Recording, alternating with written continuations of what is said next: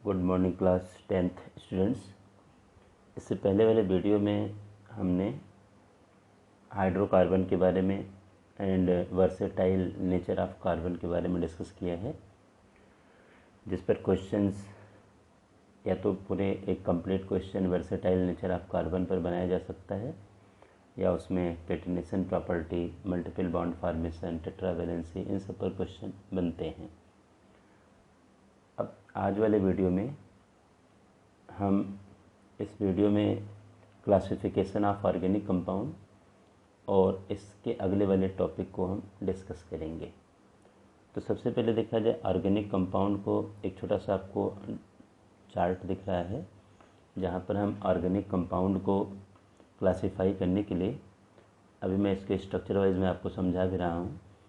सबसे पहले देखा जाए हम लोगों ने ऑर्गेनिक कंपाउंड को मतलब कार्बन कंपाउंड, इसको देखा जाए हम लोगों ने सबसे पहले ओपन चेन कंपाउंड में डिवाइड किया है।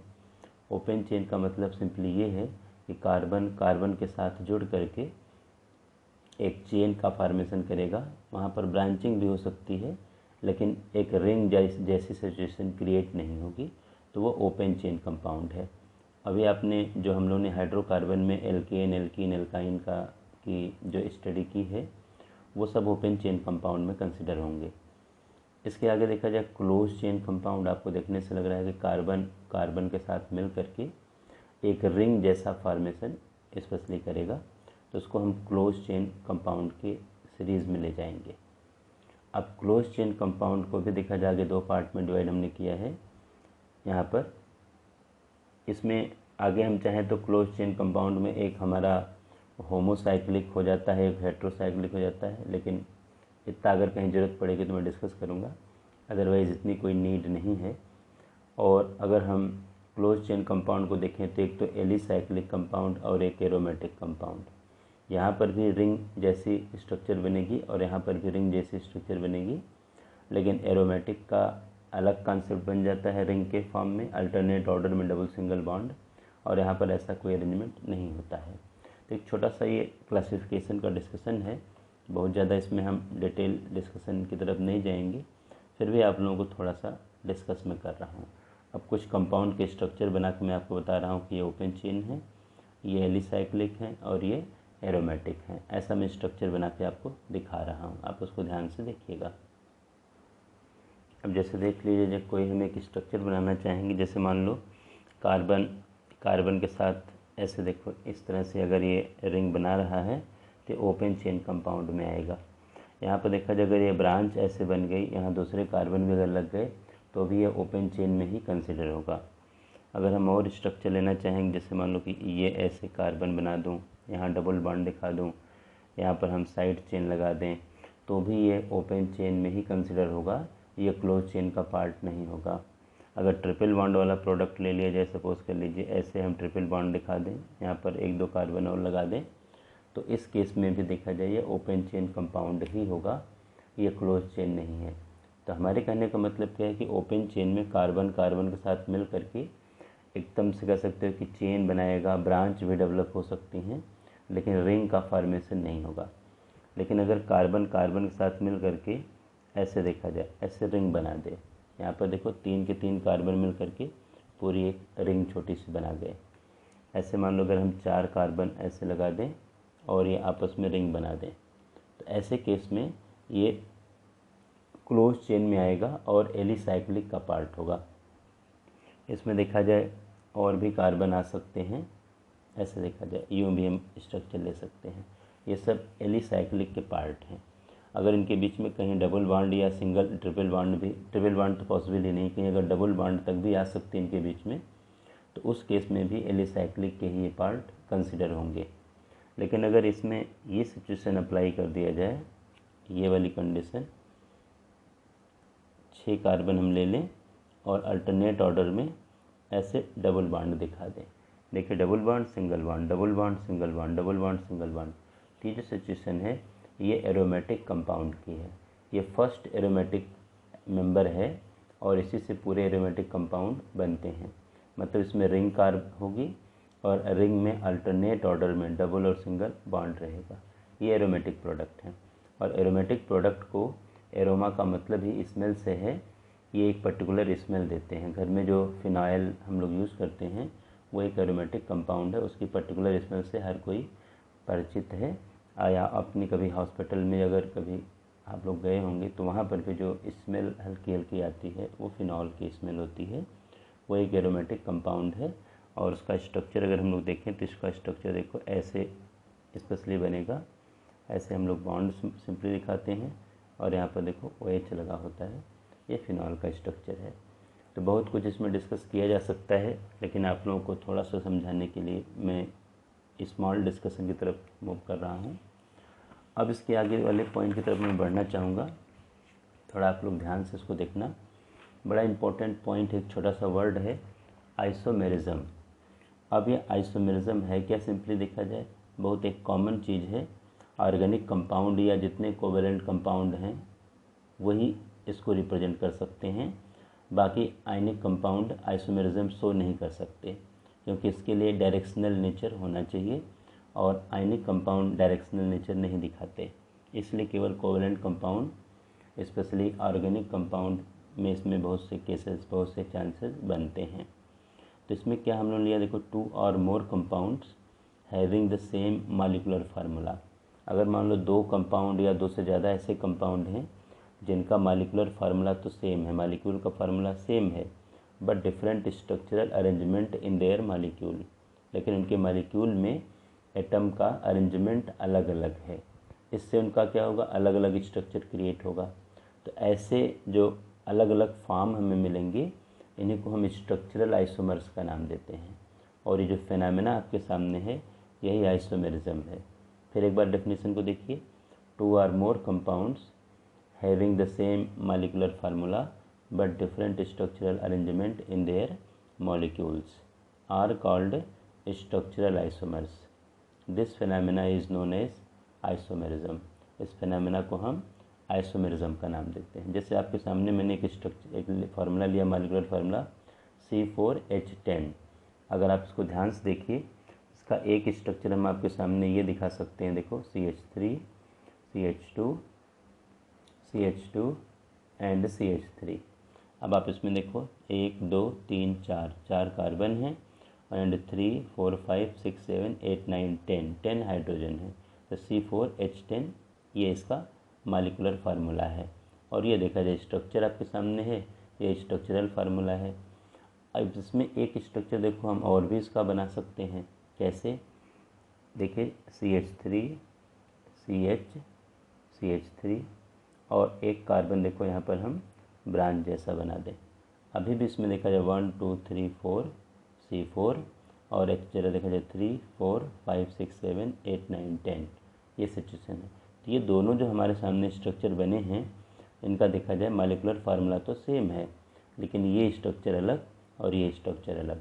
तो ये दोनों आपस में आइसोमर्स हैं, ये दोनों आपस में तो ये आइसोमर्स हैं और यही फिनोमेना आइसोमेरिज्म है। तो कभी अगर ऐसा कुछ क्वेश्चन आपके सामने आए तो इस पॉइंट को आप ज़रूर एज ए एग्जाम्पल लेना और ये डेफिनेशन अपने दिमाग में आप रखना। इसी के हेल्प से आप अपने नोट्स भी प्रिपेयर कर सकते हो, और अगर नोट प्रिपेयर कर लो तो बार बार आपको वीडियो देखने की ज़रूरत नहीं पड़ेगी, आपका काम 1 या 2 बार में हो जाएगा।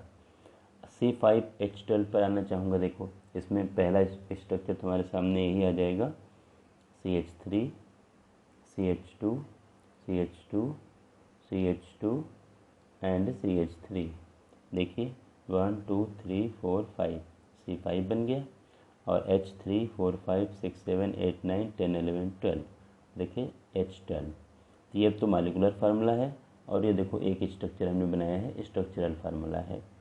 एक स्ट्रक्चर देखो इसका और हम लेना चाहेंगे, यहाँ पर CH3 CH अगर हम यहाँ पर ले लें CH2 CH3 और यहीं पर एक कार्बन हम साइड चेन में लगा दें।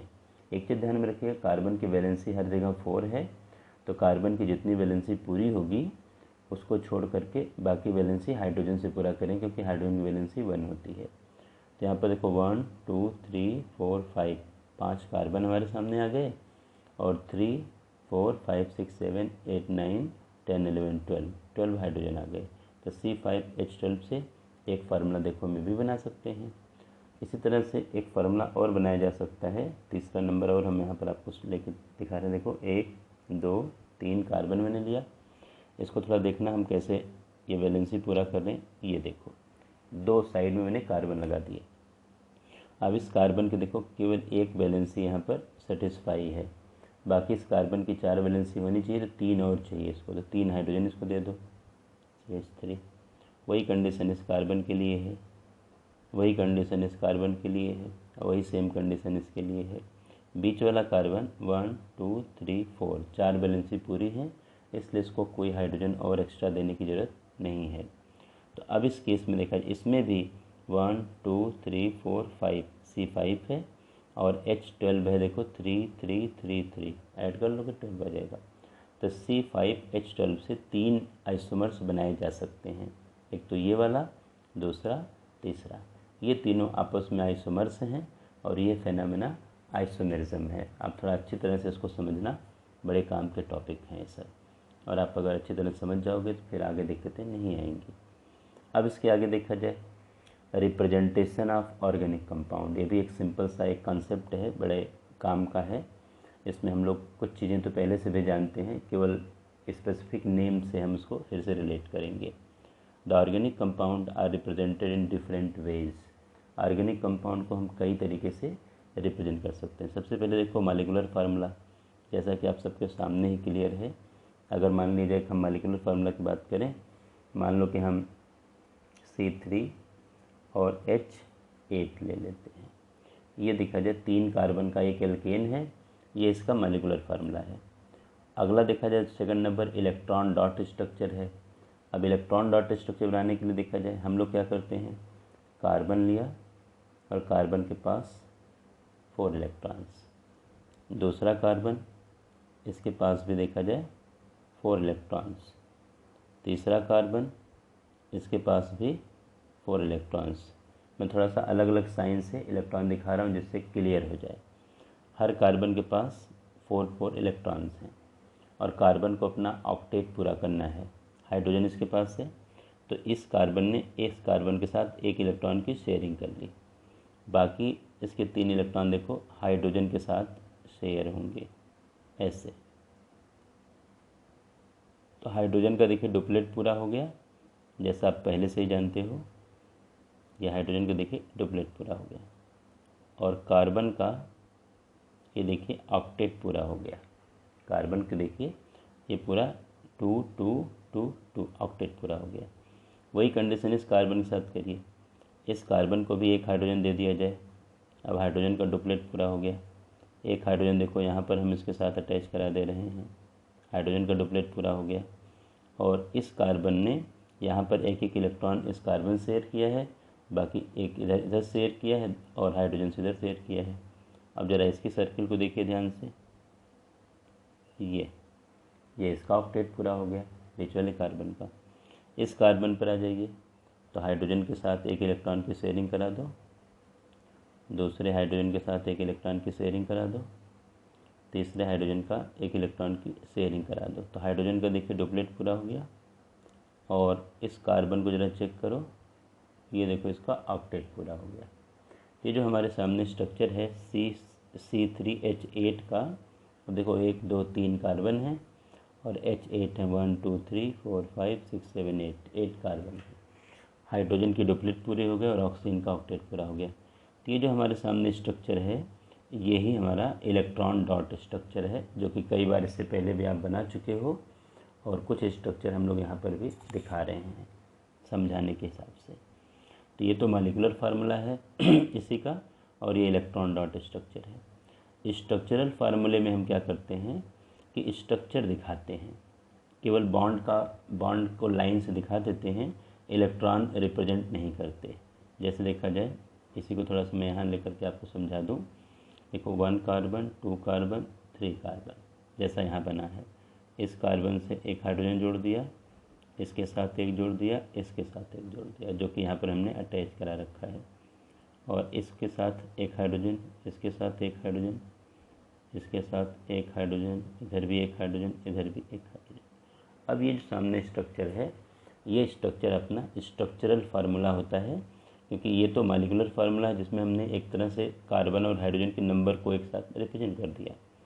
एक इलेक्ट्रॉन के डॉट स्ट्रक्चर बना करके इलेक्ट्रॉन डॉट स्ट्रक्चर दिखा दिया स्ट्रक्चरल, ये इलेक्ट्रॉन डॉट स्ट्रक्चर है। स्ट्रक्चरल फार्मूले में हम इसी तरह से देखा जाए कार्बन और हाइड्रोजन के जो बॉन्ड बने हुए हैं उनको हम लोग सिंगल लाइन से रिप्रेजेंट करने, क्योंकि हर जगह सिंगल कोवेलेंट बॉन्ड बना हुआ है।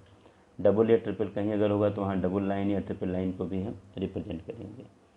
लास्ट में देखो कंडेंस्ड स्ट्रक्चरल फार्मूला, अभी जो बॉन्ड हैं इस बॉन्ड को भी रिप्रेजेंट नहीं करेंगे। तो एक तो हमारे पास ये तरीका बनता है, देखिए CH3 और CH2, ये CH3, ये जो सामने स्ट्रक्चर है ये कंडेंस्ड स्ट्रक्चरल फार्मूला है। इसको ध्यान से आप लोग थोड़ा समझना, ये कंडेंस्ड स्ट्रक्चरल फार्मूला है। इसमें मैं भी कर सकते हैं कार्बन के बीच के बॉन्ड को भी रिप्रेजेंट ना करें। अगर सिंगल बॉन्ड अगर होगा तो वो रिप्रेजेंट नहीं करोगे तो भी अपना काम चलेगा। अगर डबल या ट्रिपल बॉन्ड है तो वो रिप्रेजेंट करना ही पड़ेगा, नहीं तो स्ट्रक्चर बाद में इसको आप नहीं बना पाओगे। तो इसका एक स्ट्रक्चर देखो ये भी हो सकता है कि हम CH3 CH2 CH3, मतलब कार्बन कार्बन के बॉन्ड को भी हमने रिप्रेजेंट नहीं किया, ऐसे भी हम रिप्रेजेंट कर सकते हैं। तो जो आपके सामने सिचुएशन दिख रही है ये पूरा किसी भी मॉलिक्यूल को रिप्रेजेंट करने के 4 तरीके हैं। पहला तरीका आपके सामने है मॉलिक्यूलर फार्मूला C3H8, हमने एक एग्जांपल लिया है। इलेक्ट्रॉन डॉट स्ट्रक्चर आपके सामने देखो, इलेक्ट्रॉन डॉट स्ट्रक्चर बना हुआ है। स्ट्रक्चरल फार्मूला अब इलेक्ट्रॉन डॉट को न दिखा करके बॉन्ड के थ्रू हमने पूरा रिप्रेजेंट कर दिया। और कंडेंस्ड स्ट्रक्चरल फार्मूला जहाँ पर हमने कार्बन हाइड्रोजन के बॉन्ड को न दिखा केवल कार्बन कार्बन के बॉन्ड को दिखाया, या ऐसा भी हम कर सकते हैं कार्बन कार्बन के बॉन्ड को भी हम रिप्रेजेंट ना करें। तो 4 तरीके हैं किसी भी ऑर्गेनिक कंपाउंड को रिप्रेजेंट करने के लिए। कहीं ज़रूरत पड़ेगी तो हम और स्ट्रक्चर लेकर के और एग्जाम्पल लेकर के इसको डिस्कस करेंगे, आप लोगों को समझाएंगे। इसके आगे छोटा सा एक पॉइंट और डिस्कस मैं करना चाहूँगा, उसकी तरफ थोड़ा मैं बढ़ना चाह रहा हूँ। एक छोटा सा टॉपिक आप लोगों के सामने देखा जाए, ये फंक्शनल ग्रुप का मैं डिस्कस कर लूँ, क्योंकि ये भी अपने लिए बड़े काम का पॉइंट है। तो ये फंक्शनल ग्रुप है क्या, बड़ा एक कॉमन सा पॉइंट है। बार बार हम लोग ऑर्गेनिक केमिस्ट्री में फंक्शनल ग्रुप वर्ड यूज करते हैं। तो फंक्शनल ग्रुप का सिंपल मतलब स्पेशली क्या देखा जाए, एन एटम और group of atoms which determine the properties of organic compounds are known as functional group. ये तो इसकी डेफिनेशन है। क्या आपने समझा देखा जाए, एन एटम और group of atoms which determines the properties of organic compound are known as functional group। कोई भी ऑर्गेनिक कंपाउंड में कोई भी ऐसा एक एटम या ग्रुप ऑफ एटम हो सकता है जो ऑर्गेनिक कंपाउंड के प्रॉपर्टीज़ को, स्पेशली केमिकल प्रॉपर्टी को डिटरमाइन करता है। तो ऐसे हम एटम को या ग्रुप को हम फंक्शनल ग्रुप का नाम देते हैं। क्या आगे हमने देखो मेंशन किया है, the functional group is the site of chemical reactivity in the organic compound. Organic compound में जो फंक्शनल ग्रुप होगा, जो एटम या ग्रुप ऑफ एटम होगा, वही देखा जाए केमिकल रिएक्टिविटी के लिए एक तरह से साइट होगा। जैसे आपके सामने एक स्ट्रक्चर मैंने लिया है CH3OH। अब ये मेथनॉल है, एल्कोहल है एक, इसमें OH ग्रुप, एल्कोहल ग्रुप हम लोग इसको नाम देते हैं। अब इसमें OH जो है यही इस पूरे कंपाउंड के केमिकल प्रॉपर्टी को डिसाइड करेगा। तो OH इसका देखो फंक्शनल ग्रुप है। अगर हम C2H5OH ले लें तो अभी जो OH ग्रुप यहाँ पर ये भी वही फिनॉल एल्कोहल वाला ग्रुप है, ये फंक्शनल ग्रुप है। तो ये जो यहाँ ग्रुप ऑफ एटम बन गया, क्योंकि 2 एटम से ये पूरा कह सकते हो कि पार्ट बना हुआ है, कहीं कहीं सिंगल एटम से भी बनेगा, इसीलिए हम लोगों ने एन एटम और ग्रुप ऑफ एटम का कॉन्सेप्ट लिया है। आप लोग ध्यान से समझना। अब देखो छोटा सा एक आपके सामने मैं टेबल दिखा रहा हूँ फंक्शनल ग्रुप के रिगार्डिंग, आपको इसको ध्यान से समझना है। देखिए ऑर्गेनिक कंपाउंड के अंदर ये फंक्शनल ग्रुप का लाइन मैंने लिया है और ये उनका स्ट्रक्चर मैं आपको दिखा रहा हूँ। आगे IUPAC और ये सब डिस्कस किए जाएंगे तो उसमें इसकी हमें ज़रूरत पड़ेगी, इसलिए आप लोग इसको पहले से ही ध्यान से समझिए। फंक्शनल ग्रुप में देखा जाए हेलो ग्रुप, हेलो का मतलब क्या है, halogen, chloro, bromo, iodo, chlorine, bromine, iodine के बेसिस पर हम लेते हैं। इसको हम लोग नॉर्मली X से कैपिटल एक्स लगाते हैं, इससे रिप्रेजेंट करते हैं, लेकिन एक कॉमन है ये। अब यहाँ पर ऐसा भी हो सकता है कि जहाँ मैं एक्स रिप्रेजेंट कर रहा हूँ वहाँ पर Cl भी हो सकता है, क्लोरो वाला प्रोडक्ट, Br भी हो सकता है, या आयोडीन भी हो सकता है। तो इसीलिए हम लोग देखा जाए क्लोरो, ब्रोमो या आयोडो हम लोग की बात हम लोग इस पर यहाँ करते हैं। तो ये हमारे सामने हेलो ग्रुप है। मेरे कहने का मतलब क्या है, हेलोजन ग्रुप है, जिसको हम क्लोरो, ब्रोमो या आयोडो से रिप्रेजेंट करेंगे। अभी एल्कोहल की बात आपके सामने मैंने की है कि ऑर्गेनिक कंपाउंड में अगर OH ग्रुप लगा हुआ है तो ये एल्कोहल ग्रुप है। ऐसे एल्डिहाइड्स ग्रुप, ऐसे देखो CHO स्ट्रक्चर के थ्रू दिखाएंगे तो ऐसे बनाएंगे, या ऐसे एक साथ कंडेंस कर सकते हैं CHO, बॉन्ड को रिप्रेजेंट ना करें तो कंडेंस फार्मूला बन जाएगा, जैसा अभी मैंने डिस्कस किया था आपके सामने। तो ये एल्डिहाइड्स हैं। कहीं पर अगर किसी ऑर्गेनिक कंपाउंड में CHO ग्रुप अगर लगा है तो ये एल्डिहाइड ग्रुप है। ऐसे देखा जाए ketone group, CO group, carbon की 2 वैलेंसी खाली होंगी जहाँ पर कोई कार्बन आके अटैच होगा, और बाकी ये कार्बन और ऑक्सीजन के बीच में डबल बॉन्ड बनेगा। मेरे कहने का मतलब स्पेशली ये है। अब यहाँ पर देखा जाए CO ऐसे भी रिप्रेजेंट हो सकता है, और यहाँ पर हम जो बॉन्ड दिखा रहे हैं वैकेंट वाला, ये आगे इधर कार्बन से अटैच होंगे, तो ये कीटोन ग्रुप है। ऐसे देखो कार्बोक्सिलिक एसिड ग्रुप यहाँ पर हम लेंगे, C डबल बॉन्ड से O लगा है और इसी से OH लगा है। ये तो हम लोग स्ट्रक्चर बना के दिखा रहे हैं, और अगर इसको चाहें तो हम कंडेंस फॉर्मेट में दे सकते हैं COOH। तो ये कार्बोक्सिलिक एसिड का कॉन्सेप्ट है, कार्बोक्सिलिक एसिड ग्रुप है। कहीं अगर ऑर्गेनिक कंपाउंड के अंदर ऐसे स्ट्रक्चर बनाया जाए या यूँ बनाया जाए तो ये कार्बोक्सिलिक ग्रुप है। नाइट्रो ग्रुप NO2 यहाँ पर देखा जाए, NO2 ग्रुप अगर कहीं लगा हुआ है तो इसको हम नाइट्रो ग्रुप का नाम देते हैं। कहीं अगर NH2 ग्रुप लगा हुआ है तो इसको हम अमीन्स ग्रुप का नाम देते हैं। इसमें भी अलग अलग प्राइमरी, सेकेंडरी, टर्शियरी कई नाम बनते हैं। तो ये कुछ छोटा सा एक स्ट्रक्चर था आपके सामने, फंक्शनल ग्रुप का रिलेटेड, फंक्शनल ग्रुप से रिलेटेड था। तो इस वीडियो को आप लोग इतने सिंपल तरीके से आप समझिएगा, और इस वीडियो में मैं इतना ही कवर करूँगा। अगले वीडियो में इसके अगले वाले कॉन्सेप्ट, स्पेशली होमोलॉगस सीरीज़ और IUPAC के बारे में बेसिक इन्फॉर्मेशन रिप्रेजेंट में करूँगा, आपके सामने प्रेजेंट करूँगा। इतना आप लोग अच्छी तरह से समझना, बुक की रीडिंग भी लगाना, इंटेक्स क्वेश्चन जो बीच बीच में हैं उनको भी करना। तो हमें नहीं लगता कि आपको कोई प्रॉब्लम्स आने के चांसेस हैं, आएंगे। फिर भी अगर आते हैं तो आप हमें फ़ोन करके या मेरे व्हाट्सएप पे अपनी प्रॉब्लम शेयर करके आप प्रॉब्लम का सलूशन निकालना। Thank you.